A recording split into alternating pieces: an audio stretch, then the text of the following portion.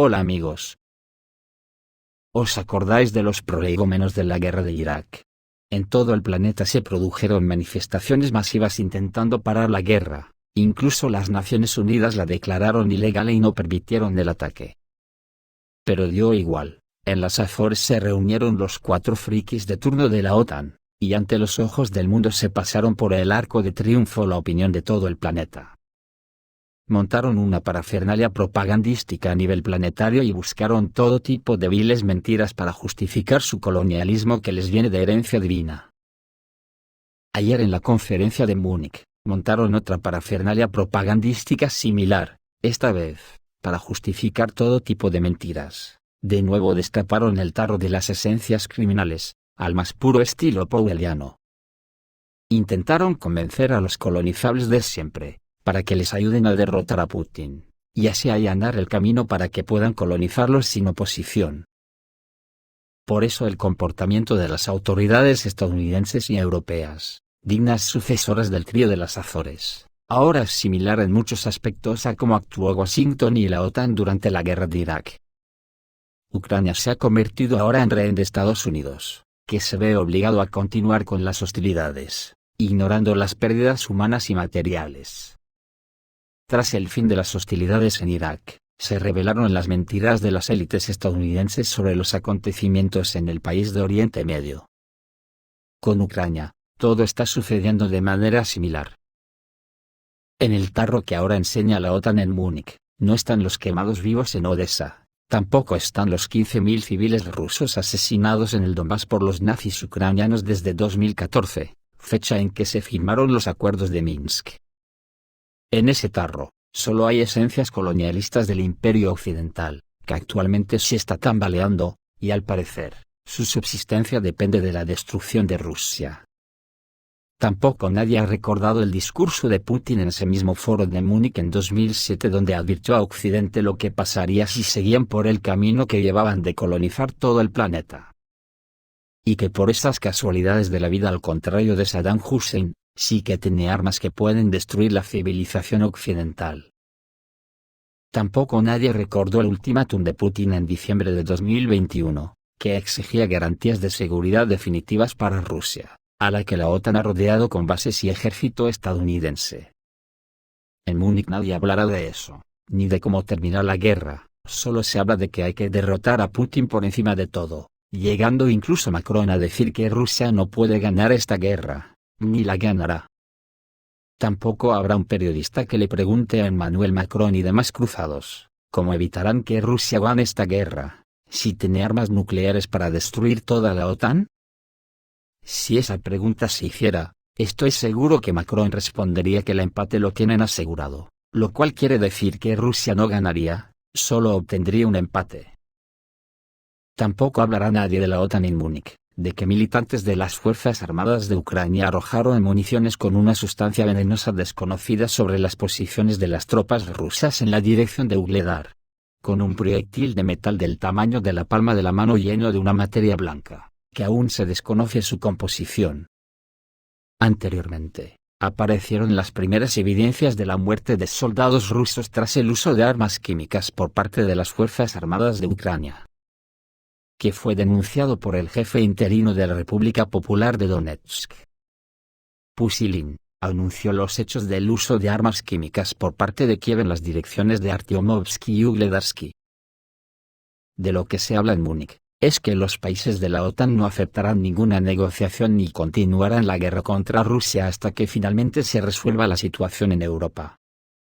El presidente francés, Emmanuel Macron, afirmó esto durante un discurso en la Conferencia de Seguridad de Múnich. Y en un discurso contradictorio, Macron dijo que nadie puede cambiar la geografía de Rusia, siempre será parte de Europa geográficamente.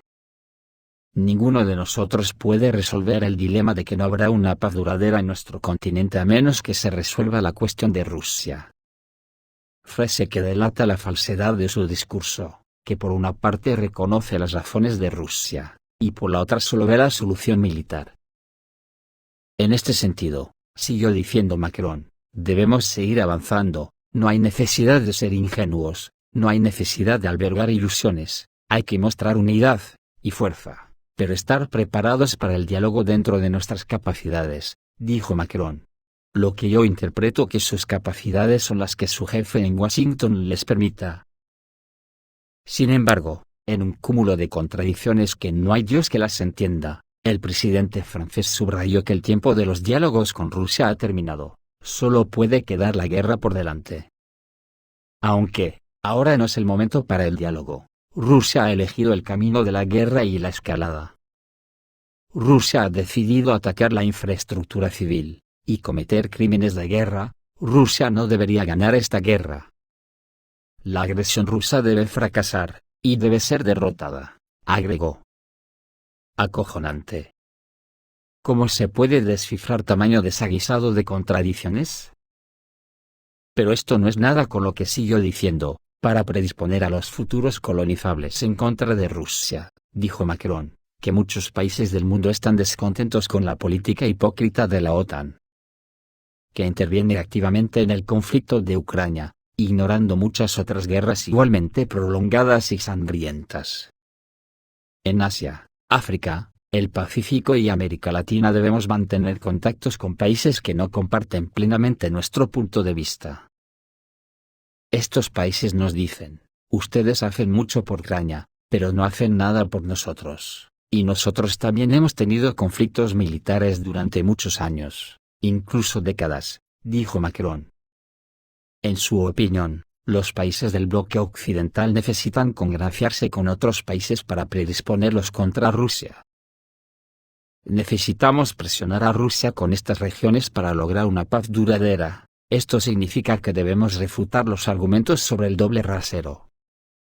Quiero hacer un llamamiento al G7 y al G20 para que nos apoyen en la construcción de una asociación con el sur global, para solucionar los problemas de salud, educación, falta de alimentos, y otros problemas. Así aumentará la confianza en los países desarrollados, para ayudarlos y mostrar cómo defendemos nuestros principios, bromeó Macron. Mientras luchamos por una paz duradera en Ucrania, luchamos por la justicia. Queremos que todos los países asuman la responsabilidad de luchar contra el cambio climático. También debemos recordar que la responsabilidad en el nuevo mundo presupone medios militares y determinación. Esto es necesario para lograr la paz y la solidaridad, aseguró el presidente francés. Madre mía, en mi vida creo que he oído un discurso político más falaz, más insulso y más contradictorio que este de Macron. ¿Pero de qué va? ¿A quién se dirige? Flipante.